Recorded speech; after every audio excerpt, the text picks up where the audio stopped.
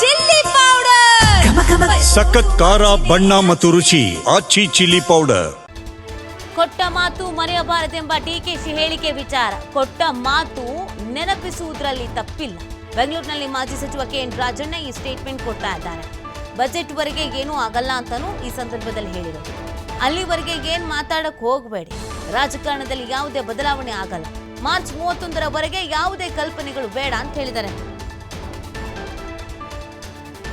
Budget ಕಳೆಯೋವರೆಗೂ ಏನು ಮಾತಾಡಕ್ ಹೋಗ್ಬೇಡಿ. ನಾಯಕತ್ವ ಬದಲಾವಣೆ ಅಲ್ಲ, ರಾಜಕಾರಣದ್ದು ಯಾವುದೇ ಬದಲಾವಣೆಗಳನ್ನ ನೀವು ಯೋಚನೆ ಮಾಡಕ್ ಹೋಗ್ಬೇಡಿ. ಯಾರನ್ನು ಕೇಳಕ್ ಹೋಗ್ಬೇಡಿ. ಅಲ್ಲಲ್ಲ, ಮುಂದೆನೂ ಕೂಡ ಸಿದ್ದರಾಮಯ್ಯನವರೇ ಇರ್ತಾರೆ ಅನ್ನೋದು ನಾನು ಹೇಳಿದ್ದೀನಿ. ಆದ್ರೆ ಯಾವುದೇ ಗೊಂದಲ ಬಜೆಟ್ ಮುಗಿಯೋವರೆಗೂ ಮಾರ್ಚ್ 31ವರೆಗೂ ಯಾವ್ದು ಯೋಚನೆ ನೀವು ಯಾರು ಕಲ್ಪನೆ ಮಾಡ್ಕೊಳಕ್ ಹೋಗ್ಬೇಡಿ. ನೋಡಿ,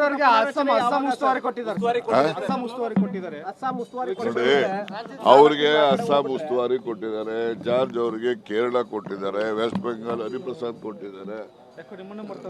ನಮ್ಮನ್ನೇ ನಾವು ಅಲ್ಲಿಗೆಲ್ಲ ಹಿಂದಿ ಬಂದಿ ಬರಲ್ವಲ್ಲ, ಇಂಗ್ಲಿಷ್ ಹಿಂದಿ.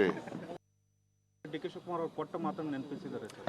ಹೌದಪ್ಪ, ರಾಜಕಾರಣದಲ್ಲಿ ಕೊಟ್ಟ ಮಾತನ್ನು ನೆನಪಿಸೋದ್ರಲ್ಲಿ ತಪ್ಪೇನಿದೆ?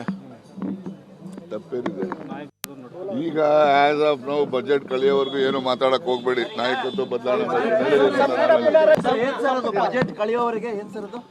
ಅಲ್ಲ, ರಾಜಕಾರಣದ್ದು ಯಾವುದೇ ಬದಲಾವಣೆಗಳನ್ನ ನೀವು ಯೋಚನೆ ಮಾಡಕ್ ಹೋಗ್ಬೇಡಿ. ಯಾರನ್ನು ಕೇಳಕ್ ಹೋಗ್ಬೇಡಿ.